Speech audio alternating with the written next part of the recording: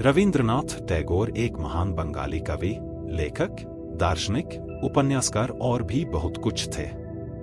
संक्षेप में, वह एक बंगाली बहुज्ञ थे जिन्हें कई विषयों का ज्ञान था। उनका जन्म 7 मई 1861 को हुआ था और इस दिन को रविंद्रनाथ टैगोर जयंती के रूप में मनाया जाता है। इस वर्ष देश महान पुरस्कार विजेता की 163वीं जयंती मनाएगा। रविंद्रनाथ टैगोर कौन थे? नोबेल पुरस्कार विजेता रविंद्रनाथ टैगोर का जन्म 7 मई 1861 को कोलकाता के जोरासांको ठाकुरबाड़ी में हुआ था। वह एक प्रसिद्ध बंगाली कवि और लेखक थे।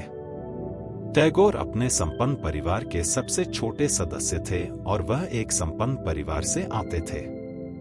टैगोर में अन्वेषण की गहरी इच्छा थी और उन्हें अक्सर बंगाल के बार्ड या गुरुदेव के रूप में जाना जाता था। कला और साहित्य के क्षेत्र में टैगोर का योगदान अद्वितीय है।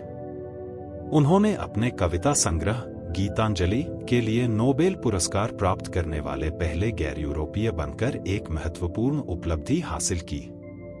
वह एक कवि और लेखक होने के साथ साथ एक प्रभावशाली कलाकार और संगीतकार भी थे। उन्होंने 2230 से अधिक गीतों की रचना की और 3000 से अधिक पेंटिंग बनाई। उन्होंने भारत, बांग्लादेश और श्रीलंका के राष्ट्रगान लिखे। उन्होंने विश्व भारती विश्वविद्यालय की स्थापना की, जिसे शांति निकेतन के नाम से जाना जाता है। रविंद्रनाथ टैगोर जयंती समारोह।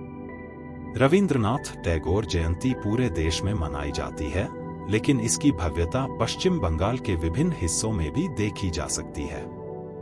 इस दिन सांस्कृतिक कार्यक्रम स्कूलों, विश्वविद्यालयों और स्थानीय समुदायों में टैगोर के काम को प्रदर्शित करते हैं।